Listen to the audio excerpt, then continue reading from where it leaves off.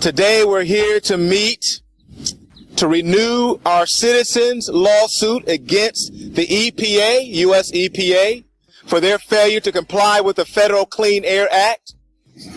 1 year ago, we actually stood right here in this same place to initiate a legal challenge against EPA Regional 4, and that's Atlanta, charging that North Carolina granted a permit to Duke Energy combustion turbine project in Hamlet, North Carolina, that was in violation of the Federal Clean Air Act and environmental justice laws.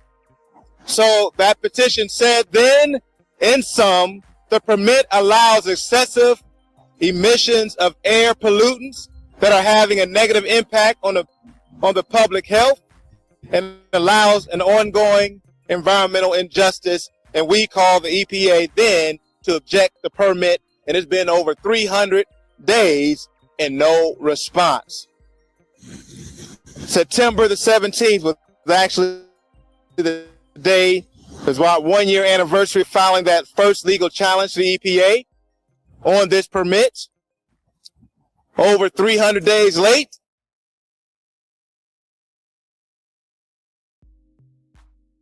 still no action.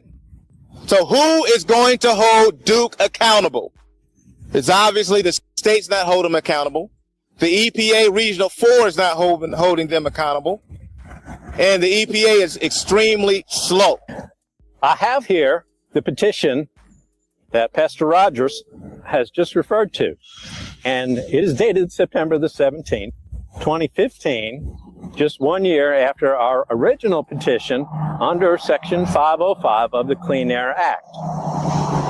The petition states that the North Carolina Department of Environment and Natural Resources, their Division of Air Quality, has failed in its oversight of this facility and has issued a permit which we find many troubles with. There are 5 points that we raised. 1, failure to provide meaningful public participation.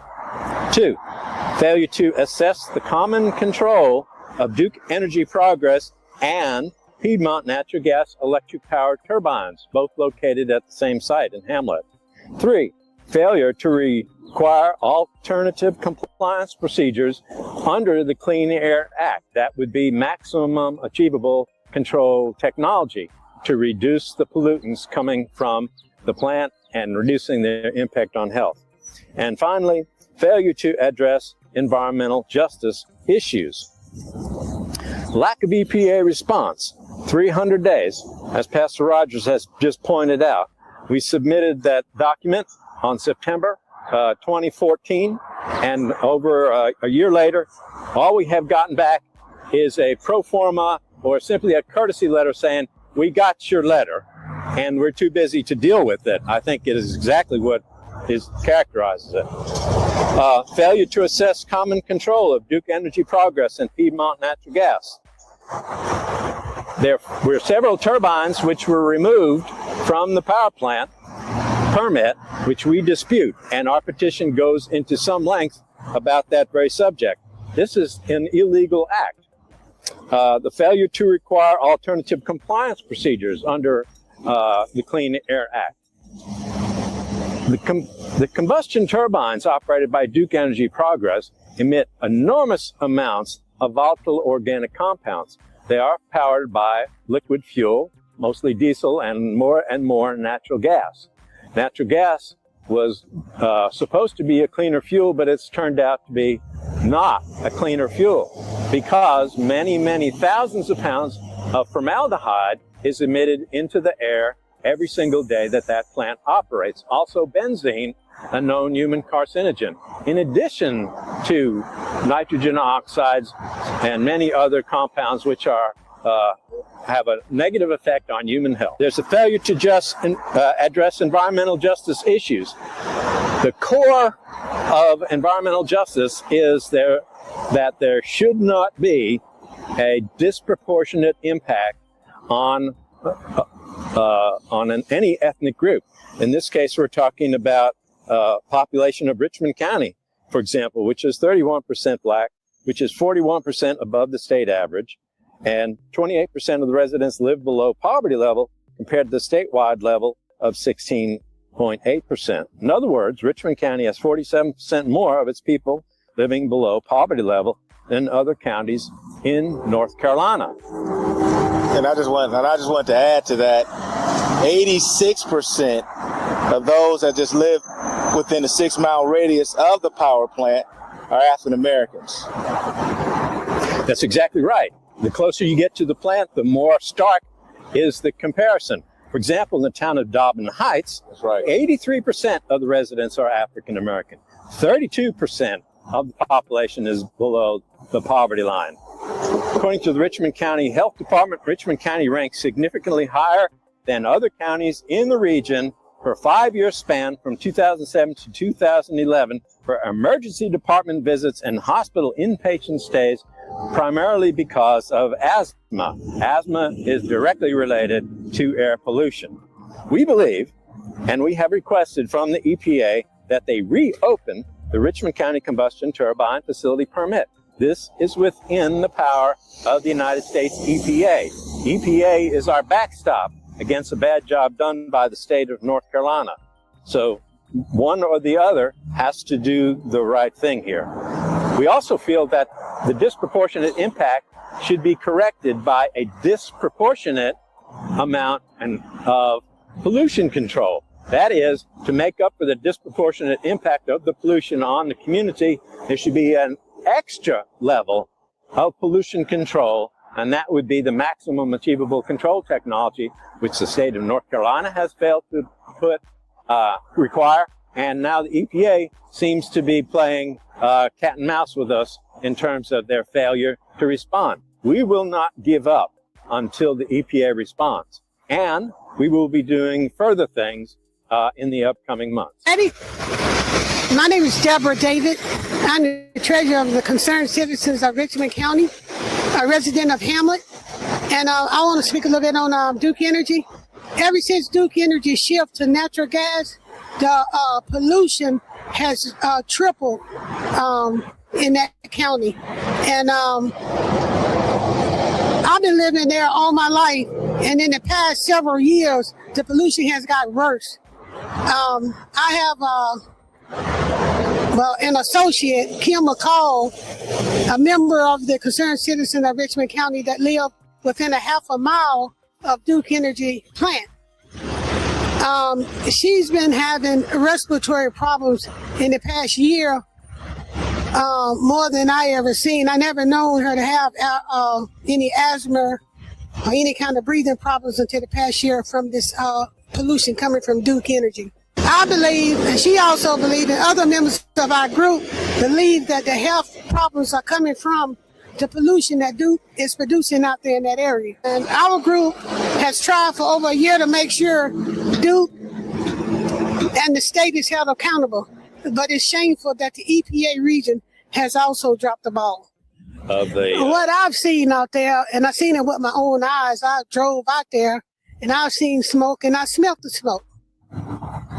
Of course, I went there this morning, but it looked like fog in some other areas. But when I went out there, it smelled like smoke. I went to go pick up the flyers. It smelled like smoke out there this morning, and I seen a long line of smoke going straight across and nothing on the outsides of it. We know that formaldehyde is one of the big toxins coming out of a natural gas-fired power plant. And so some of the testing we will initiate. Apparently, we're left to our own devices. EPA won't listen or is too busy to listen, and I think we're left to our own devices. And so, like we have done in other places, we will begin doing our own testing program. And so we hope to have results from that sometime in the next few months. We'll begin that program very soon. But the one thing about it in Richmond County, our asthma rate is so high, nobody's concerned about it. Everybody getting asthma, not even worried about it. Duke Energy is part of the problem. It seems like the EPA is ignoring us. But we are not going to stop. We're going to keep going, because the Concerned Citizens of Richmond County and all the surrounding county, we're not going to let Duke dump this on us like this. We're going to keep fighting.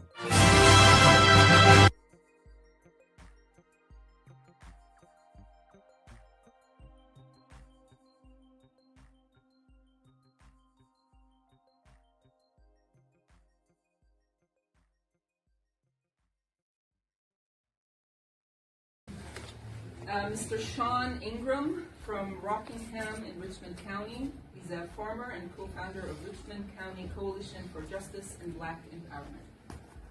Thank you for that. Good afternoon, everyone. Good afternoon. I'll be quick, brief, impactful. I stand here today as a son of this soil.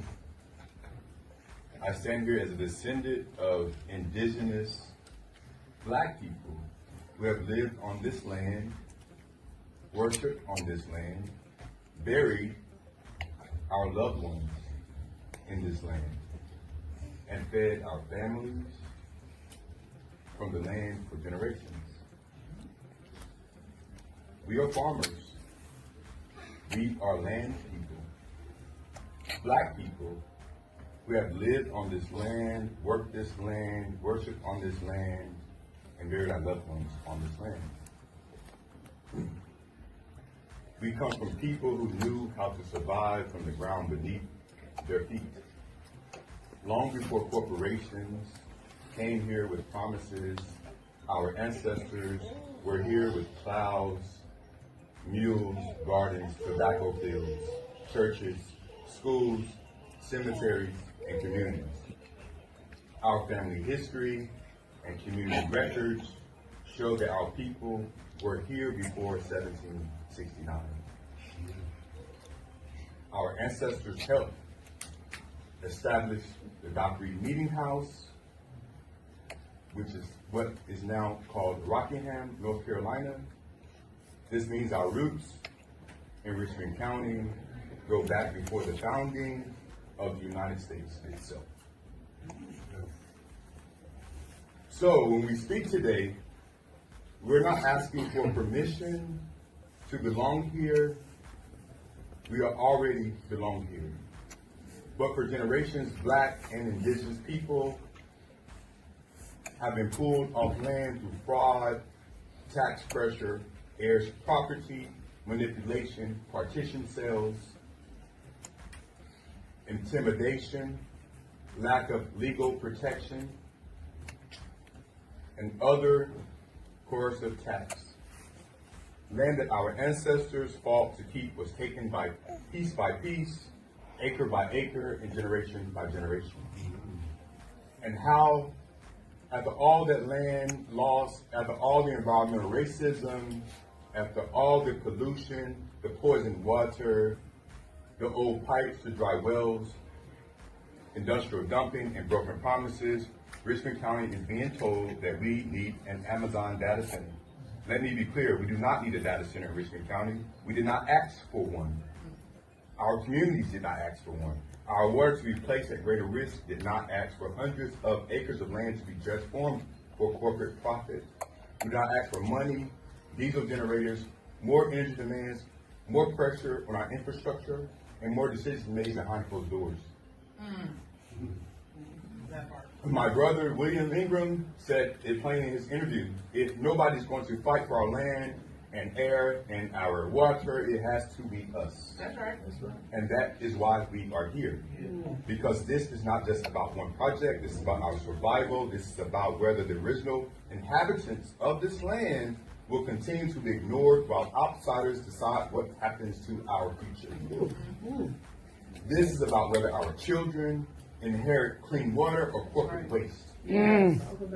This is about whether our elders will be respected or sacrificed. This is about whether our history will be honored or erased. We are not against jobs, we are not against opportunity, but we reject the idea that economic development must come at the expense of Black, indigenous, working class, and farming communities. Most of all, we deserve the right to say no.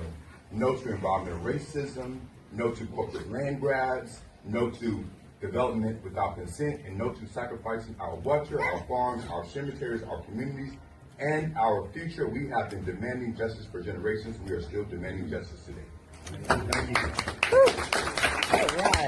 I've lost my grandmother, my grandfather, and my mom due to this. So this water problem is much bigger than Flint, and I said yes. You know, every time they drank sink water, they would vomit. So I knew something was going on before it became a public thing, you know. My whole thing is, it's been well over 12 years why we ain't got no settlement, why they ain't came and told us what the deal is. They're everywhere.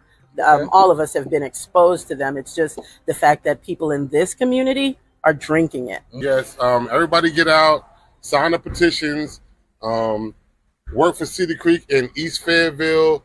Let's get our water back. Since I've lost my grandmother.